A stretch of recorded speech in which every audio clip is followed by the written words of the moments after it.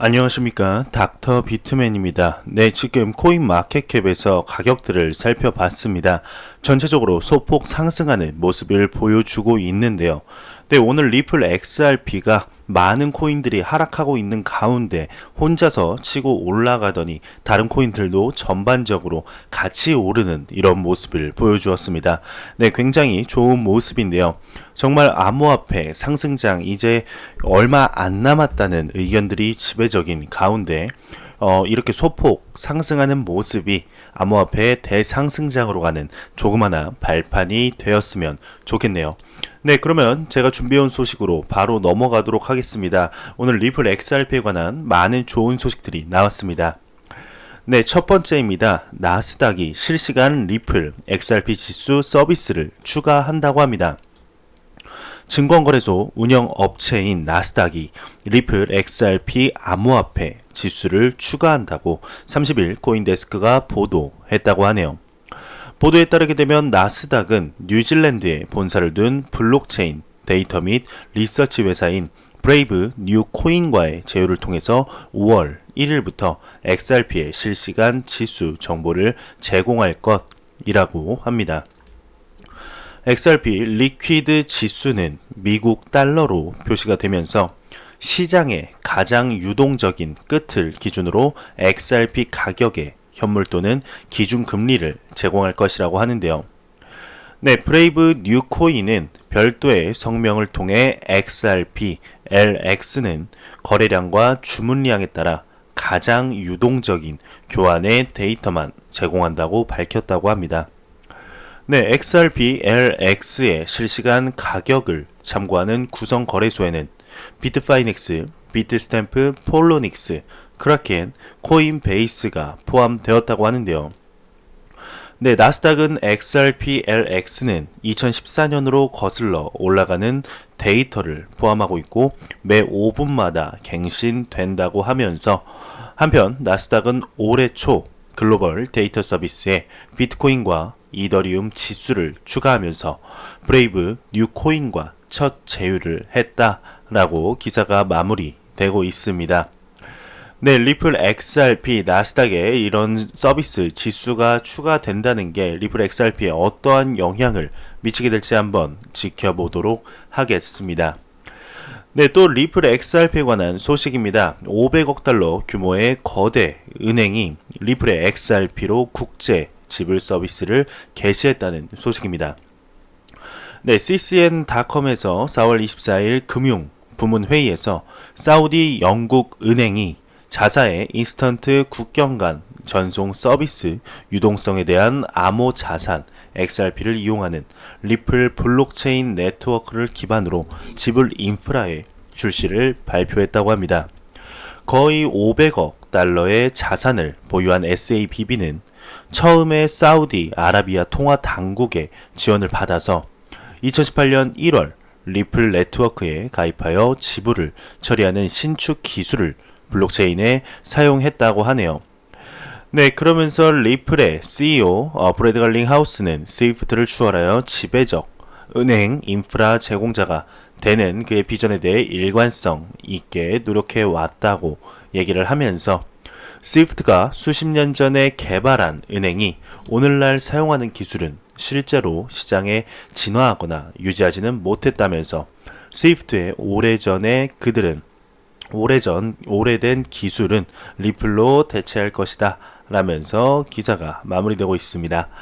네, 밑에는 다 아시는 소식입니다. 리플, 스위프트를 대체하기 위해 열심히 노력한다.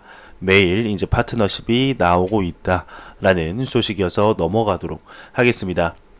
네, 굉장히 큰 규모의 은행이 이제 리플의 XRP를 사용을 한다는 소식, XRP에 굉장히 좋은 소식인 건 확실하네요.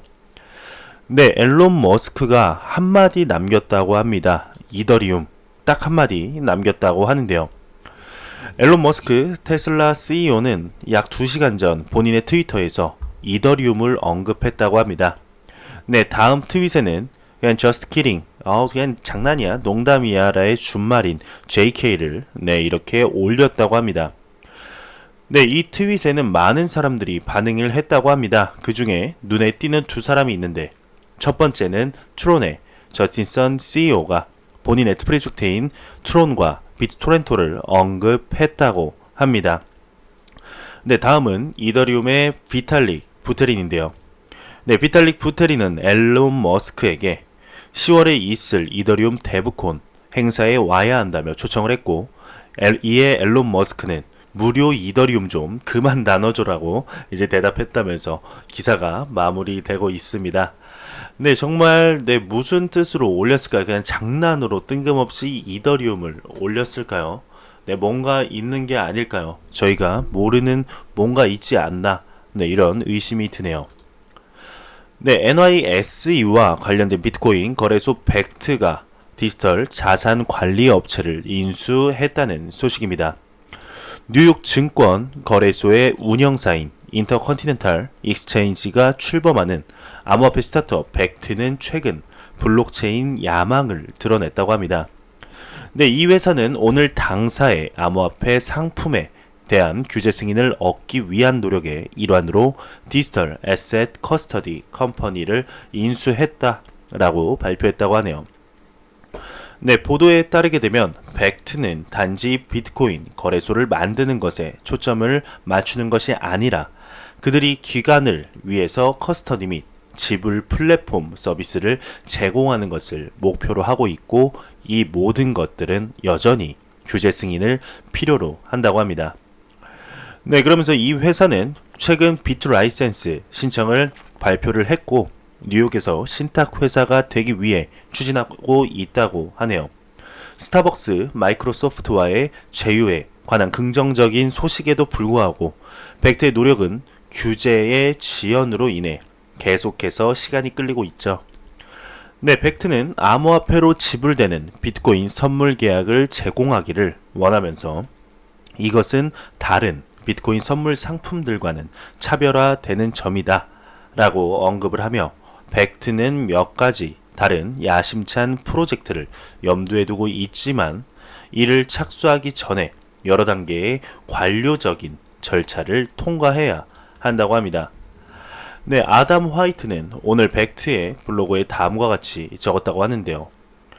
규제된 커스터디를 제공하기 위해 우리는 뉴욕 금융당국의 신탁회사가 되기 위한 승인을 요청했고, 이 지위는 자격을 갖춘 디지털 자산 관리 업체가 될 수 있게 해준다며, 디지털 자산을 안전하게 보관하기 위한 새로운 표준을 정립하겠다는 약속으로 우리는 디지털 애셋 커스터디 컴퍼니를 인수한 것을 발표하게 되어 기쁘다고 합니다. 네, 그러면서 커스터디가 비트코인 대중화의 핵심인가? 라는 부제를 살펴보겠습니다. 벡트와 코인베이스는 암호화폐를 둘 다 안전하고 현대적인 커스터디 솔루션을 제공하는 것이 기관 투자자들이 그들의 포트폴리오를 투기적 자산층까지 확장하도록 장려할 것이라고 주장했다고 합니다. 네, 지금까지 코인베이스와 서클이 제공하는 것은 시장 전체에 큰 영향을 미치진 못한다며, 네, 현재 벡트가 추진하는 것은 다음과 같다고 합니다. 네, 디지털 자산 관리 업체를 인수했고 비트 라이센스를 신청을 했고, 그들은 벡트는 등록된 신탁 회사가 되기 위해 노력을 하고 있다면서 기사가 마무리되고 있습니다.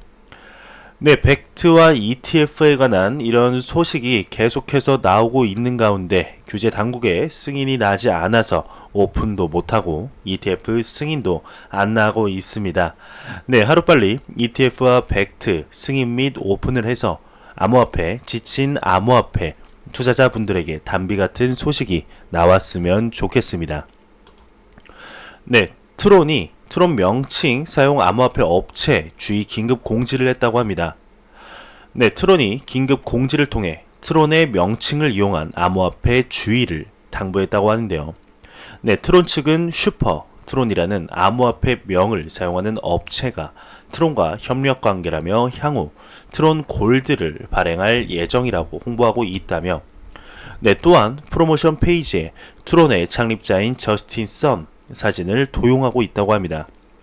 트론 파운데이션은 해당 업체와 어떠한 관계도 없고 향후에도 협력 계획이 없다고 하는데, 이 같은 구조 프로젝트는 다단계 사기와 유사한 구조를 갖추고 있는 만큼 투자자 주의를 당부한다고 공지했다고 하네요. 네, 암호화폐 애널리스트가 비트파이넥스가 최근 몇 년간 부채가 지속적으로 증가한다고 합니다. 네, 30일 암호화폐 애널리스트 고트가 자신의 트위터를 통해서 트루 데미스터 아다먼트 캐피털 창립 파트너에 따르게 되면 지난 2016년 비트파이넥스는 50%의 자금을 마운트곡스 계좌에 보관했다고 하는데요. 이로 밀어볼 때 마운트곡스 해킹 사건 이후 비트파이넥스 피해가 상당했을 것이라며 최근 몇 년간 비트파이넥스 부채가 증가했고 문제는 갈수록 심각해진 것으로 보인다면서 특히 비트파이넥스는 고위 경영 투명성 의혹도 있었다고 언급했다며 기사가 마무리되고 있습니다. 네, 비트파이넥스와 테더 관련 이슈에 관해서 계속해서 소식이 나오고 있는 가운데 네, 비트파이넥스의 과거까지 나오고 있네요. 네, 비트파이넥스 과연 어떻게 될지 당분간 계속해서 나올 것 같습니다. 이 소식들 접하는 대로 여러분들께 바로 전달해 드리도록 하겠습니다. 네, 미국이 암호화폐 합법화 로비가 한창이라고 합니다.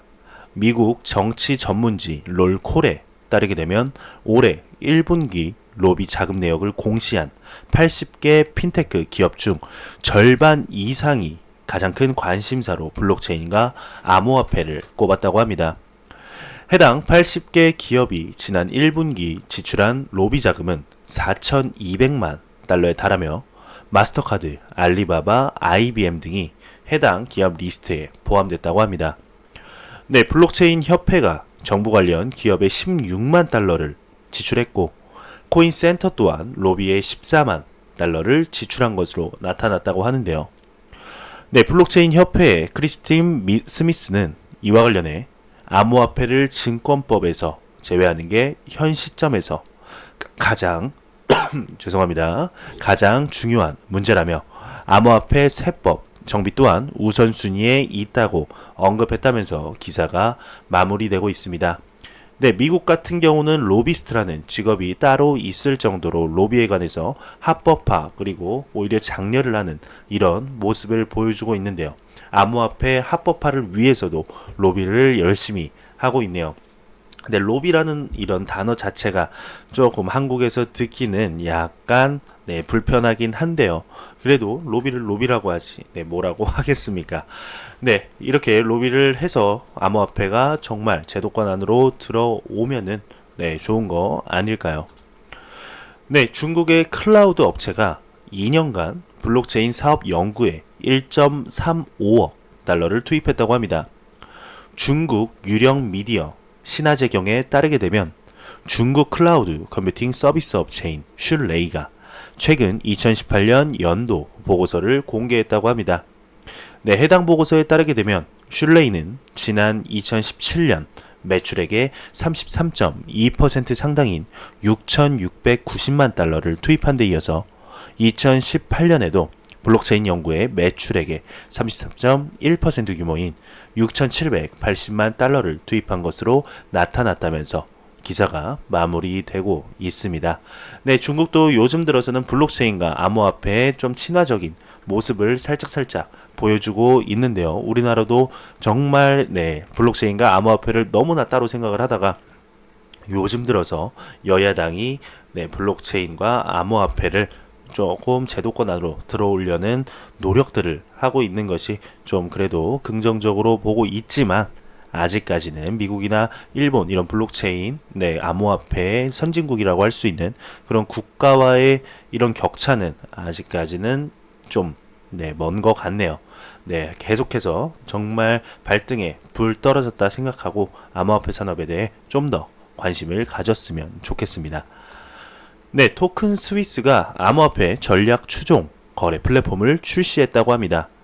암호화폐 전문 미디어 코인 텔레그래프에 따르게 되면 암호화폐 자산 운용사 토큰 스위스가 암호화폐 거래 플랫폼을 출시했다고 합니다. 네, 사용자는 해당 플랫폼을 통해 암호화폐 70종에 대한 전략을 설정할 수 있다는 설명인데요. 토큰 스위스 공동 창립자 겸 최고 운영 책임자인 클라우디오 로시는 이와 관련해 이미 거래되고 있는 투자 전략에 투자할 수 있고, 이 경우 법적으로 ETF와 유사한 특수 자산 형태로 간주된다면서 업계 내 법정 화폐, 암호화폐를 아우르는 원스톱 솔루션은 없었다며 은행과 펀드 매니저의 관리 비용을 줄일 것으로 예상한다고 언급하면서 기사가 마무리되고 있습니다. 네, 계속해서 이제 암호화폐 시장에 관한 소식들이 많이 나오고 있습니다. 특히 이제 비트파이닉스 테더 이슈를 제외하면은 전반적으로 긍정적인 이런 좋은 소식들이 계속해서 나오고 있는데요. 네, 이것과 관련해서 호재와 관련해서 암호화폐 가격들도 지속적으로 상승을 하는 모습을 보여주었으면 좋겠습니다. 한번 다시 암호화폐 코인마켓 가서 F5번 눌러볼까요? 네, 뭐 비슷하네요. 네, 네, 자는 동안 암호화폐 가격이 크게 상승했으면 좋겠습니다. 네, 제가 준비해온 소식은 여기까지입니다. 영상이 도움이 되셨다면 구독과 좋아요 그리고 광고 한 편만 처음부터 끝까지 시청해 주시기 바랍니다. 네, 이 채널은 오직 광고 수익으로 운영이 되게 됩니다. 네, 항상 영상 시청해 주시는 시청자분들, 구독자분들 너무너무 감사합니다. 저는 다음 영상으로 찾아뵙도록 하겠습니다. 여러분들은 라디오 듣듯이 편하게 들어주시면 됩니다. 암호화폐 정보는 제가 모으겠습니다. 다음 영상으로 찾아뵙겠습니다. 지금까지 닥터 비트맨이었습니다. 감사합니다.